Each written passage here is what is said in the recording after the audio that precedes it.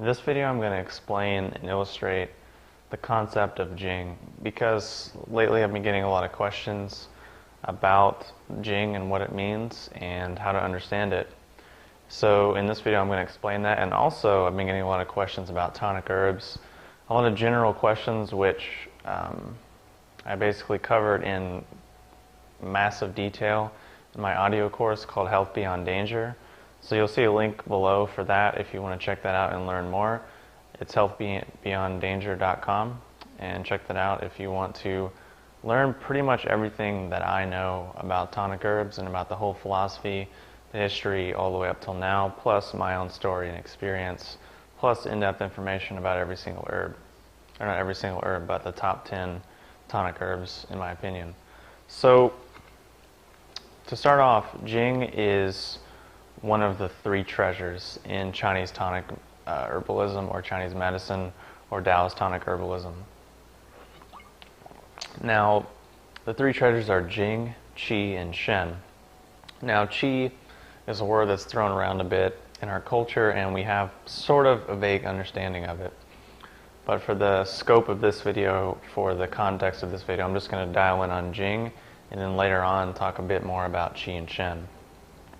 So Jing is like the foundational treasure. It's they call it the superior or the supreme ultimate treasure, because when it starts to wither and decay, the Qi and the Shen, or the more metabolic aspects of our body, their functions degrade and we get debilitation, and then also more of the psychological, mental, emotional, spiritual aspects of our being start to degrade and be debilitated as well.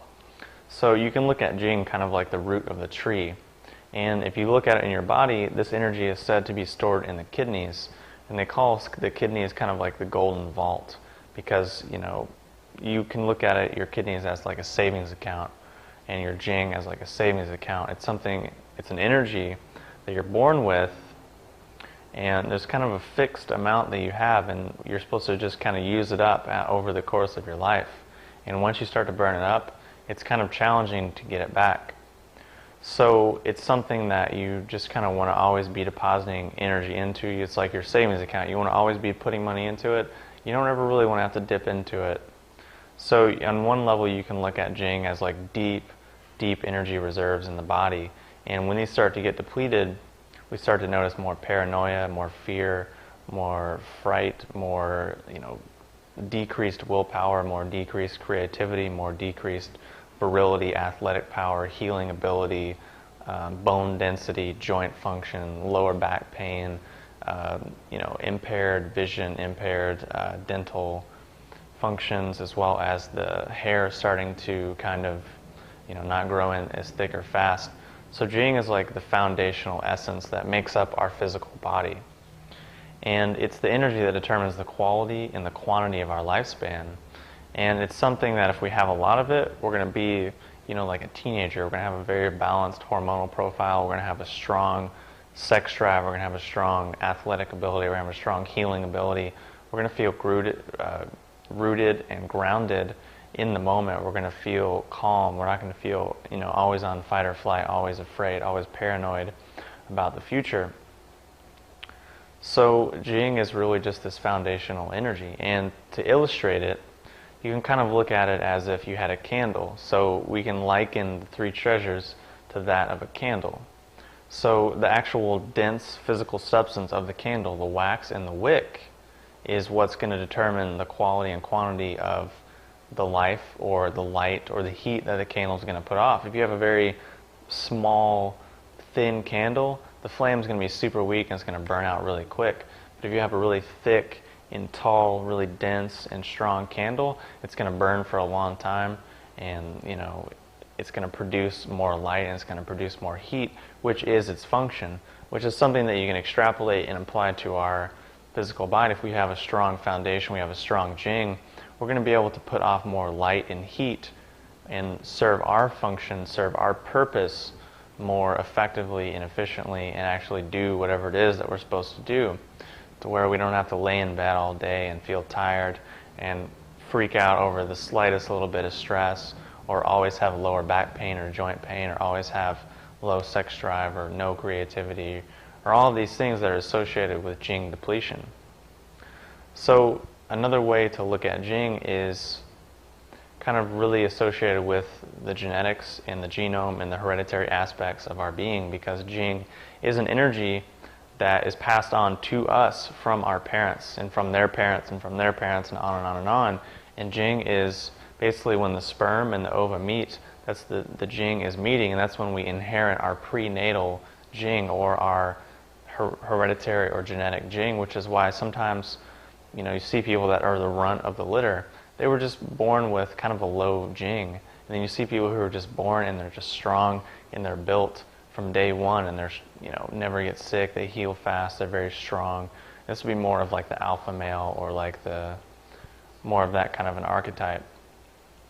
But that's also, Jing is also an energy that we're going to pass on. So if we inherit a weak constitution and we just beat our constitution down even more, and then we try to reproduce and have kids, they're probably going to produce an offspring that's not going to be very strong. There might be birth defects, there might be a hard time getting pregnant, there might be a whole host of issues that are fundamentally related to this underlying energy, this underlying concept, which in the West we don't really have a correlation for, because we don't really understand the body and the energetic systems of the body quite as well, because our culture in the modern scientific paradigm is less than 200 years old, versus the Chinese medicine paradigm, which is thousands and thousands of years old.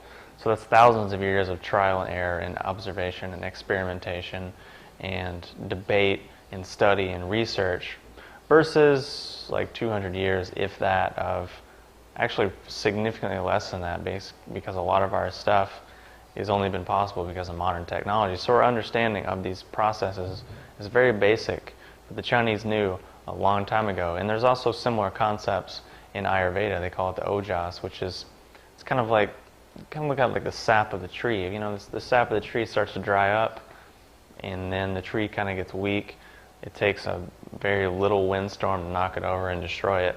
It's very similar to that in our body. We have cerebrospinal fluid and synovial fluid and our lymphatic fluid and all this water, all of these fluids in our body, which are kind of like the sap or the essence or the Jing of our overall body.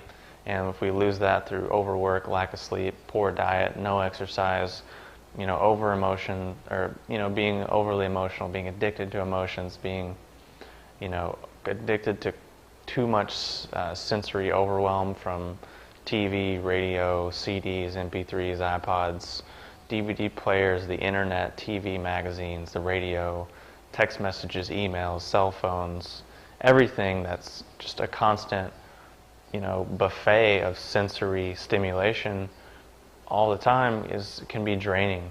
And people feel this. You sit in front of a computer, you sit in front of a TV for long enough, and most of the time you just fall asleep, or you fall into a lull, or a very receptive, very just dull state, because your nervous system's being beat down, and your body's being beat down by all this electromagnetic stimulation.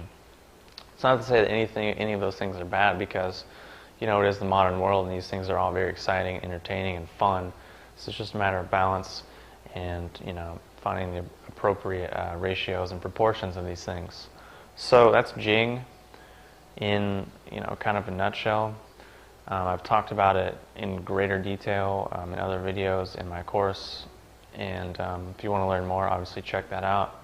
But that's Jing, and later on I'll be doing the other treasures, Qi and Shen. Hopefully that gives you an intuitive understanding for what Jing is. Maybe helps you take a look in the mirror and reflect on your own life and say, at this point in my life, I had a lot of Jing, and then I was stressed or depressed or had too much sex or ate poorly or didn't exercise, and I noticed all of these things started to decrease, and all these functions in my body started to decrease, mentally, emotionally, physically, spiritually. And you can look back and see, oh wow, this is what happened, and see, oh, well, it was the Jing was being wiped out because all of these things are what are depleting this energy, and I was doing all of those things. So, of course, you can see that, and then you think, okay, these are my deficiencies. How do I fill this in? What are the strategies I need to do? Where do I want to go? Where energy do I want to get back? Etc. So, if you have any questions or comments, post them below, and I'll talk to you soon.